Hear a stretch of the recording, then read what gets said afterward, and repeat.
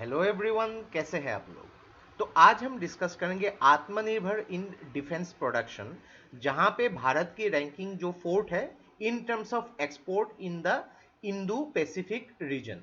तो यहाँ पे पूरा जो कॉन्टेक्स्ट क्या है, यहाँ पे आत्मनिर्भर इन डिफेंस प्रोडक्शन है क्या, यहाँ पे जो रैंकिंग भारत की जो है उसको डिस्कस करेंगे। जो इंपोर्ट भारत करती है आर्म्स के बारे में उसको भी डिस्कस करेंगे। यहाँ पे जो आत्मनिर्भर इन डिफेंस प्रोडक्शन में कौन सी मेन चीजें होती है, यहाँ पे कौन से कैटेगरीज के हिसाब से यहाँ पे डिस्कस करेंगे। और ये जो स्टडी है, ये स्टडी का सिग्निफिकेंस क्या है, इसकी इंपॉर्टेंस क्या है, इसको भी डिटेल में डिस्कस करेंगे। तो देखिए, from Indian economy point of view के हिसाब से, internal security point of view के हिसाब से देखिए, या फिर international relationship point of view के हिसाब से बहुत ही इंपॉर्टेंट वीडियो होने वाली है। तो इस वीडियो को एंड तक बिल्कुल देखते रहिएगा। और इससे पहले अगर आप लोगों ने हमारे चैनल को अब तक सब्सक्राइब नहीं किया है तो इसको प्लीज सब्सक्राइब कर लीजिए, ताकि आने वाले ऐसे ही वीडियोस के नोटिफिकेशन इसी तरह आपको मिलते रहे। तो चलिए आज का वीडियो शुरू करते हैं। तो यहाँ पे जो है इस स्टडी के हिसाब से, जो अकॉर्डिंग टू सिप्री, तो सिप्री के बारे में बात करेंगे। तो भारत की जो रैंकिंग है फोर्थ है in terms of export of the, यहाँ पे जो आर्म्स प्रोडक्शन करके उसको एक्सपोर्ट करने के मुकाबले 12 इंडो पैसिफिक रीजन के जो नेशंस के ऊपर यहाँ पे जो सर्वे की गई थी यहाँ पे। तो यहाँ पे दिखाता है कि भारत अपनी जो आर्म प्रोडक्शन में कितने सेल्फ रिलायंट है, यानी कि आत्मनिर्भर है। तो सिप्री जो है, ये रिपोर्ट रिलीज किया है सिप्री, जिसका फुल फॉर्म है Stockholm International Peace Research Institute. तो ये एक इंडिपेंडेंट रिसोर्स इंस्टीट्यूशन है, जहां पे ग्लोबल सिक्योरिटी के हिसाब से अलग अलग देशों को ग्लोबली या फिर रीजनली भी रैंकिंग करती है। तो 12 कंट्री के ऊपर यहाँ पे सर्वे किया गया था कि हाईएस्ट मिलिट्री स्पेंडिंग कितनी है यहाँ पे। तो मिलिट्री स्पेंडिंग के हिसाब से अगर देखा जाए, ऑस्ट्रेलिया सबसे ऊपर, यहाँ पे China, then India, Indonesia, Japan, South Korea, Malaysia, Pakistan, Singapore, Taiwan, Thailand and Vietnam. तो ये जो एक रिपोर्ट रिलीज की थी, ये लिस्ट जो है, ये लगभग जो है अप्रैल 2022 के हिसाब से है यहाँ पे। तो आप देख सकते हैं यहाँ पे एक्सपोर्टर की रैंकिंग के हिसाब से भारत की जो रैंकिंग है फोर्थ है यहाँ पे, और इंपोर्टर के हिसाब से भारत की रैंकिंग है। तो ये जो है इंपोर्टर को थोड़ी सी नीचे जानी चाहिए और एक्सपोर्टर में टॉप रैंकिंग लेनी चाहिए, जो चाइना कर रही है यहाँ पे। और अगर देखा जाए, भारत की सबसे ज्यादा सप्लाई भारत करते हैं रशिया को, लगभग 54%। और मिलिट्री स्पेंडिंग अगर 2021 में देखा जाए तो लगभग 76,598 मिलियन यूएस डॉलर। और स्पेंडिंग में भारत की जो रैंकिंग है, ये एशिया इंडो पैसिफिक में दूसरी नंबर पे है और चाइना की पहली रैंकिंग पे है। तो ये जो फोर्थ रैंकिंग है, ये फोर्थ रैंकिंग जो है इन टर्म्स ऑफ एक्सपोर्टिंग, यानी कि भारत प्रोडक्शन करके कितना एक्सपोर्ट करता है उसके मुकाबले। और सबसे ज्यादा भारत जो सप्लाई करती है यहाँ पे रशिया को।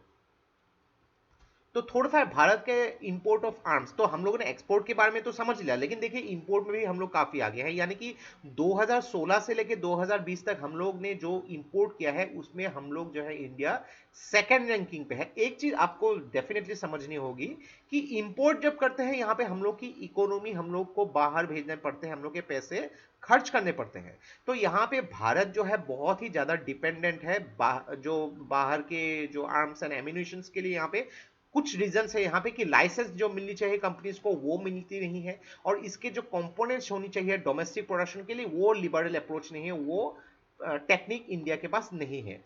कंपेरेटिवली अगर देखेंगे, 2016 से लेकर 2020 तक भारत ने लगभग 84% जो है ये फॉरेन ओरिजिन से भारत ने प्रोक्योरमेंट की है, यानी कि खरीदी है। और डोमेस्टिक आर्म्स में अगर देखा जाए, सिर्फ 16% ही भारत ने खुद के इनसाइड इंडिया जो कंपनी से खरीदी है। तो एक चीज देखिए, यहाँ पे अगर इंडिया आत्मनिर्भर बन सके तो एक जो चीज क्या होगी कि इंडिया की इकोनॉमी यहाँ पे रिलायबल होगी, इंडिया की इकोनॉमी बाहर नहीं भेजने पड़ेंगे, इंडिया की डोमेस्टिक कंपनीज आगे बढ़ेंगी।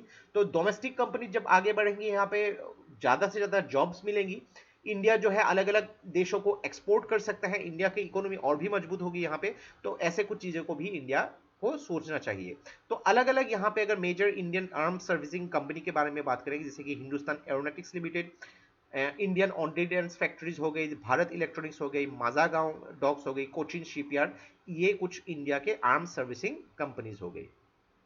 नेक्स्ट बात करेंगे इंडिया के जो आत्मनिर्भर इन डिफेंस कैटेगरी। तो मेक वन कैटेगरी के अंदर देखा जाए तो डिफेंस एक्विजिशन प्रोसीजर 2020 के हिसाब से, तो यहां पे ये रखा गया था कि भारत जो है खुद से ही आर्म्स एंड एम्यूनिशंस को यहां पे बनाएगी और ग्रेटर पार्टिसिपेशन भारत की इंडस्ट्री में प्रोवाइड करेगी। तो यहाँ पे मिनिस्ट्री ऑफ डिफेंस ने कहा है कि 70% ऑफ द प्रोक्योरमेंट में ministry of defence financial support provide करेगी, ताकि खुद से ही भारत जो है यहाँ पे जो है प्रोडक्शन कर सके।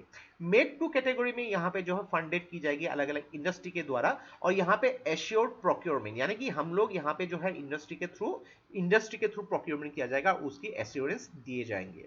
स्पेशल पर्पज व्हीकल्स मॉडल जो है ये एक मॉडल है जिसमें प्राइवेट इंडस्ट्री को एनकरेज किया जाएगा, ताकि यहाँ पे मिलिट्री प्लेटफॉर्म के डिजाइन एंड डेवलपमेंट में जो है कंट्रीब्यूशन कर सके, और यहाँ पे ये कंट्रीब्यूशन करने के बाद डीआरडीओ के साथ कोलैबोरेशन करके या फिर अलग अलग इंस्टीट्यूशन के साथ कोलैबोरेशन करके उसको आगे बढ़ाया जा सके। तो ये देखिए बहुत ही इंपॉर्टेंट है। ऐसे पॉइंट्स अगर आपको आप लिख सकते हैं एग्जाम में, तो आपके आंसर्स और भी मैच्योर होंगे।